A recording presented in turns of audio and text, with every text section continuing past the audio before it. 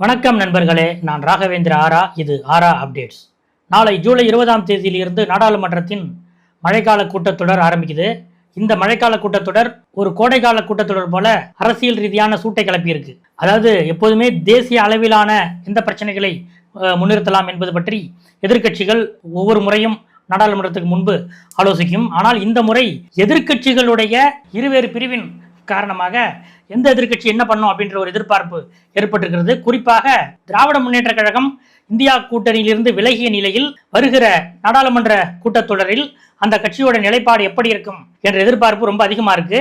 இப்படிப்பட்ட எதிர்பார்ப்புக்கு மத்தியில தான் இன்னைக்கு ஜூலை 19ஆம் தேதி டெல்லியில் ஒவ்வொரு நாடாளுமன்ற கூட்டத்தொடருக்கு முன்பும் வழக்கமாக நடக்கக்கூடிய அனைத்து கட்சி கூட்டம் நடந்தது. இன்றைய அனைத்து கட்சி கூட்டத்தில் பாதுகாப்புத்துறை அமைச்சர் ராஜ்நாத் சிங், நாடாளுமன்ற விவகாரத்துறை அமைச்சர் கிரண் ரிஜிஜு, இணையமைச்சர் தமிழ்நாட்டை சேர்ந்த டாக்டர் எல் முருகன் உள்ளிட்டோர் இந்த கூட்டத்தை நடத்தினாங்க. இந்த கூட்டத்தில் அனைத்து எதிர்க்கட்சிகளை சேர்ந்த ரெப்ரசன்டேட்டிவும் கலந்துக்கிட்டாங்க. இதுல திராவிட முன்னேற்ற கழகம் சார்பாக TR பாலு அவர்களும் திருச்சி சிவா அவர்களும் கலந்து கொண்டார்கள்.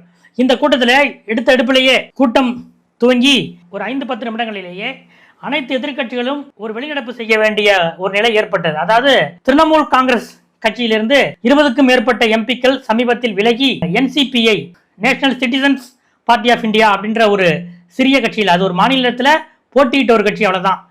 வெஸ்ட் பெங்கால், திரிபுரா போன்ற மாநிலங்களில் போட்டியிட்ட ஒரு கட்சி.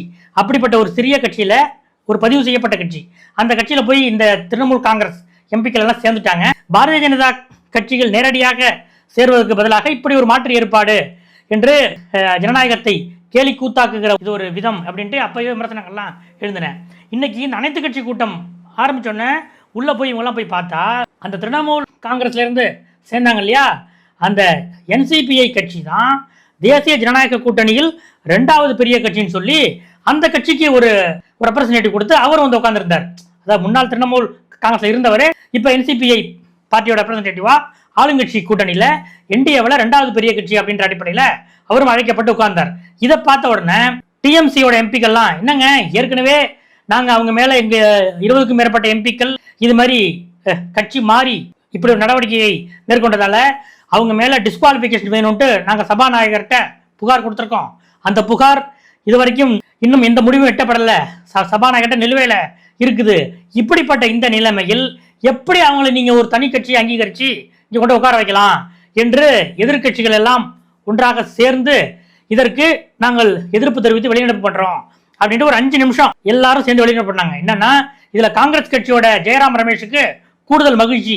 ஏன்னா சமீபத்தில் நடந்த இந்தியா கூட்டணி கூட்டத்தில் கலந்து கொள்ளாத திராவிட முன்னேற்ற கழகம், ஆம் ஆத்மி உள்ளிட்ட கட்சிகள் எல்லாம் சேர்ந்துதான் இந்த வெளிநடப்பு பண்ணாங்க. அதனால வந்து அழுத்தமாக கடந்த மாதம் இந்தியா கூட்டணி கூட்டத்தில் கலந்து கொள்ளாத திமுக, ஆம் ஆத்மி கூட இன்று எங்களோடு சேர்ந்து வெளிநடப்பில் கலந்து கொண்டன அப்படின்ட்டு ஒரு மகிழ்ச்சி ததும்ப அவர் சொல்றாரு. காங்கிரஸுக்கு இது ஒரு சின்ன திருப்தி. இதுல இந்த நிலையில் அந்த அடையாள வெளிநடப்பு முடிந்த பிறகு மீண்டும் அனைவரும் திரும்பி அந்த கூட்டத்தில் கலந்துக்கிட்டாங்க.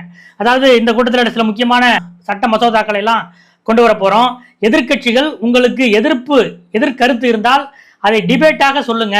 வெற்று கூச்சல்கள், போராட்டங்கள் இப்படிலாம் பண்ணி மக்களோட பணத்தை வீணடிக்க வேண்டாம், நாடாளுமன்றத்தோட நேரத்தை வீணடிக்க வேண்டாம் என்று நாடாளுமன்ற விவகாரத்துறை அமைச்சர் கிரண் ரிஜிஜு வழக்கமான ஒரு வேண்டுகோளை வச்சாரு. இந்த நிலையில இந்த கூட்டத்திலே திமுக சார்பாக கலந்து கொண்ட திருச்சி சிவா அவர் வந்து ரிப்போர்ட்டர்ஸ்ட என்ன சொல்றாருங்கிறது முக்கியமானது. ஏன்னா இந்த கூட்டத்தில் திராவிட முன்னேற்ற கழகம் பாரதிய ஜனதா கட்சிக்கு சாதகமாக ஒரு முடிவெடுக்க போகிறது, இந்த கூட்டத்தொடரில் அவங்களுக்கு இணக்கமாக இருக்க போறாங்க அப்படின்ட்டு பல்வேறு நியூஸ்கள்லாம் வந்துகிட்டு இருக்கு. சில நாட்கள் முன்பு நடந்த திமுக எம்பிக்கள் கூட்டத்தில் கூட திமுக தலைவரும் முன்னாள் முதலமைச்சருமான MK ஸ்டாலின், காங்கிரஸோடு நமக்கு ஒட்டோ உறவோ இல்லை, அதே நேரம் நாடாளுமன்றத்தில் மத்திய அரசு என்ன மசோதா எடுத்துட்டு வர்றாங்க அப்படின்றத முடிவு பண்ணி அது எந்த அளவுக்கு நம்முடைய மாநில உரிமைகளுக்கு சாதகமாக இருக்கும் அல்லது பாதகமாக இருக்கும் என்ற அளவில் தான் நாம் முடிவெடுக்க வேண்டும் அப்படின்னு அந்த கூட்டத்தில் பேசியிருந்தார். இப்படிப்பட்ட இந்த நிலையில் இந்த எதிர்கட்சிகள் உள்ளிட்ட அனைத்து கட்சி கூட்டத்தில் பங்கேற்ற பிறகு திருச்சி சிவா வந்து என்ன சொல்றாருன்னா, மகளிர் இடஒதுக்கீடு மசோதாவை இப்போதைய, அதாவது மக்களவையில் இப்போது எவ்வளவு பேர் இருக்காங்களோ அந்த இதுல வந்து 33% அப்படின்றத திமுக ஆதரிக்கிறது. ஆனால் இந்த டீலிமிட்டேஷன் விவகாரத்துல எங்களுக்கு மேலும் கிளாரிட்டி தேவை. மத்திய அரசிடமிருந்து மேலும் எங்களுக்கு கிளாரிட்டி வேண்டும், கூடுதல் தெளிவு தேவை என்று திருச்சி சிவா என்று சொல்லியிருக்கிறார். அது மட்டுமல்ல, இந்த டீலிமிட்டேஷன் என்பது தென்னிந்திய மாநிலங்களை பாதிக்கும் வகையில் இருக்கக்கூடாது. இது பற்றியான கூடுதல் தெளிவு மத்திய அரசிடமிருந்து வேண்டும். ஒருவேளை அது தென்னிந்தியாவை பாதிக்கும்படி இருந்தால், ஏற்கனவே நாம் எப்படி 25 வருஷங்களுக்கு அதை எப்படி முடக்கி வைத்தோமோ, ஃப்ரீஸ் பண்ணமோ, அதே போல மீண்டும் என்ற ஒரு கருத்தை திருச்சி சிவா முன்வைத்திருக்கிறார். இன்னைக்கு ஆங்கில ஊடகங்கள், கிட்டத்தட்ட எல்லா ஊடகங்களும் இதுல திமுகவோட ஸ்டாண்ட் என்ன, இந்த கூட்டத்தொடரில் திமுக என்ன நிலைப்பாடு எடுக்க போகுதுன்றதுதான் பெரிய ஒரு கேள்வியாக எழுப்பி பல்வேறு பதில்களை அவர்கள் அளித்துக் கொண்டிருக்கிறார்கள். அந்த வகையில் ராசா இன்றைக்கு இந்தியன் எக்ஸ்பிரஸ் ஊடகத்துக்கு அளித்த பேட்டியில் அவர் என்ன சொல்லியிருக்காருன்னா, இன்னும் என்ன மசோதா தாக்கல் பண்ண போறாங்கன்னு இதுவரைக்கும் எந்த தகவலும் இல்லை, அதுக்குள்ள நாங்க எப்படி என்ன முடிவு எடுக்க முடியும், அதனால வெயிட் அண்ட் வாட்ச், என்ன மசோதா தாக்கல் பண்ண போறாங்கன்றத பொறுத்து தான் நாங்க முடிவெடுப்போம் என்று ராசா இந்தியன் எக்ஸ்பிரஸ் ஊடகத்துக்கு சொல்லியிருக்கிறார்.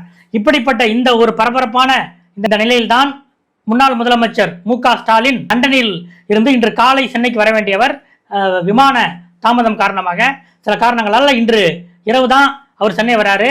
இன்று சென்னை மீண்டும் திராவிட முன்னேற்ற கழகத்தின் நாடாளுமன்ற குழு தலைவர் எம்பி கனிமொழி, டி.ஆர். பாலு, திருச்சி சிவா, ராசா உள்ளிட்டோரோடு இறுதிக்கட்ட ஆலோசனை நடத்துறாரு. அவங்க டெல்லியில இருந்தாலும் தொலைபேசி வழியாக முக்கியமான ஆலோசனைகளை இன்றும் நடத்துறாரு, இன்று இரவும் நடத்துறாரு.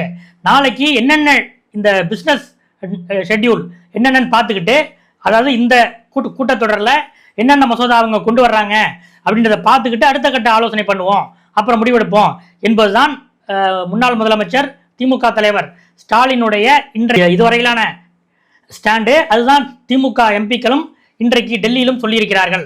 ஆனாலும் காங்கிரஸ் கட்சிக்கு ஒரு பெரிய சந்தேகம் இருந்துகிட்டே இருக்கு.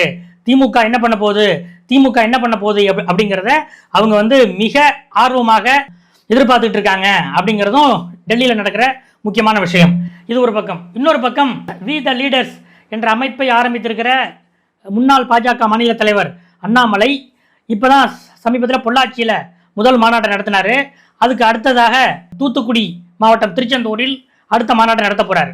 இப்படிப்பட்ட இந்த நிலையில் அவர் ஏற்கனவே அறிவிச்சிருக்கிறாரு, உள்ளாட்சி தேர்தலில் நம்ம போட்டி போடுவோம், அதுக்கப்புறம் நாடாளுமன்ற தேர்தல், அப்புறம் சட்டமன்ற தேர்தல், 2031 ஆட்சி மாற்றத்தை நம்ம கொண்டு வருவோம் அப்படின்ற ஒரு அறிவிப்பை அவர் பொள்ளாச்சி கூட்டத்திலே வெளியிட்டார். இந்த நிலையில இப்போ இந்த அதிமுக சட்டமன்ற உறுப்பினர்கள் ராஜினாமா பண்ணதுனால இடைத்தேர்தல் வருது இல்லையா, இப்படி இருந்தாலும் இடைத்தேர்தல் வரணும். இப்போ ஒரு 5 தொகுதிகளுக்கு இடைத்தேர்தல் அறிவிப்பு செய்யக்கூடாது அப்படின்ட்டு உயர்நீதிமன்றம் தேர்தல் ஆணையத்துக்கு உத்தரவிட்டிருக்காங்க. ஏன்னா எலெக்ஷன் கேஸ் இருக்கிறதுனால அதோட முடிவை பொறுத்து இடைத்தேர்தல் தேதி அறிவிப்பை வச்சுக்கணும் அப்படின்ட்டு தான் அவங்க சொல்லியிருக்காங்க. ஜூலை 31 வரைக்கும் குறிப்பிட்ட 5 சட்டமன்ற தொகுதிகளுக்கு இடைத்தேர்தல் அறிவிப்பு வெளியிடக்கூடாதுன்னு சொல்லியிருக்காங்க. அதில் ஒன்று தான் ஈரோடு மாவட்டம் பெருந்துறை சட்டமன்ற தொகுதி. இப்படிப்பட்ட இந்த நிலையில அண்ணாமலை அவரை சுற்றி இருக்கிறவர்களோடு ஒரு ஆலோசனை, முக்கியமான ஒரு ஆலோசனையை மேற்கொண்டிருக்கிறாரு. என்னன்னு கேட்டீங்கன்னா, வரக்கூடிய இந்த இடைத்தேர்தலிலேயே நாம் போட்டியிடலாமா, குறிப்பாக ஈரோடு மாவட்டம் பெருந்துறை சட்டமன்ற தொகுதியில் அண்ணாமலை போட்டியிட்டால் அவருக்கு வெற்றி வாய்ப்பு எப்படி இருக்கும்? ஏன்னா விஜய் அரசாங்கத்தின் மீது எதிர்ப்பு தெரிவித்து வெளியில் இருந்து அண்ணாமலை இதுவரைக்கும் ஒரு 6 மாசம் 1 வருஷம் வரைக்கும் விமர்சிக்க கூடாது, இப்பதான் அவங்க வந்திருக்காங்க, அதுலயும் செங்கோட்டையன் மட்டும்தான் அவர் சட்டமன்ற அனுபவம் உள்ள ஆளு, மற்ற அனைத்து பேரும் எல்லாருமே இப்பதான் முதல் முறையா வந்திருக்காங்க, அதனால அவங்கள இப்போதைக்கு விமர்சிக்க வேண்டாம் என்றெல்லாம் அந்த பொள்ளாச்சி கூட்டத்திலே அவர் சொல்லியிருந்தார். ஆனாலும் இந்த வருகிற இடைத்தேர்தலில் ஈரோடு மாவட்டம் பெருந்துறை சட்டமன்ற தொகுதியில் அண்ணாமலை போட்டியிட்டால் அவருக்கு வெற்றி வாய்ப்பு எப்படி இருக்கும்? ஒருவேளை அண்ணாமலை சட்டமன்றத்துக்கு சென்றால் விஜய் அரசை எதிர்த்து மிக முக்கியமான வாதங்களை வைக்கக்கூடும். இன்னொன்று, 2031 சட்டமன்ற தேர்தலை விஜய் வெர்சஸ் அண்ணாமலை என்று மாற்றுவதற்கு அண்ணாமலை இப்பவே இடைத்தேர்தலில் போட்டியிட்டு சட்டமன்றம் சென்றால் அது அந்த நேரேஷனை கட்டமைப்பதற்கு மேலும் வசதியாக இருக்கும் என்று அவருக்கு ஆலோசனைகள் வழங்கப்பட்டுள்ளன. அதனால பெருந்துறை சட்டமன்ற தொகுதியில தான் போட்டியிட்டால் வெற்றி வாய்ப்பு எப்படி இருக்கும் என்ற ஆலோசனைகளை அண்ணாமலை ஆரம்பித்து விட்டார். ரொம்ப டீப்பா ஆரம்பிச்சிருக்காருன்றதான் முக்கியம். அதாவது என்னன்னு கேட்டீங்கன்னா, பெருந்துறை சட்டமன்ற தொகுதியில் ஒவ்வொரு சமுதாயத்துக்கும் எவ்வளவு ஓட்டு இருக்கு என்ற பட்டியலையும் அண்ணாமலை எடுத்திருக்காரு. மொத்தம் 2,12,000 வாக்காளர்கள் இருக்கக்கூடிய பெருந்துறை சட்டமன்ற தொகுதியில் அருந்ததிய சமுதாயத்தினர் தான் அதிகமாக இருக்கிறாங்க. கிட்டத்தட்ட 70,000 வாக்குகள் அருந்ததிய சமுதாயத்தினர் அங்க இருக்கிறாங்க. அடுத்தது கொங்கு வெள்ளாளர் சமுதாயத்தினர் 50,000 ஓட்டுகள் என்ற அளவில் இருக்கிறாங்க. நாடார்கள் 30,000 32,000 வரைக்கும் நாடார்கள் இருக்காங்க.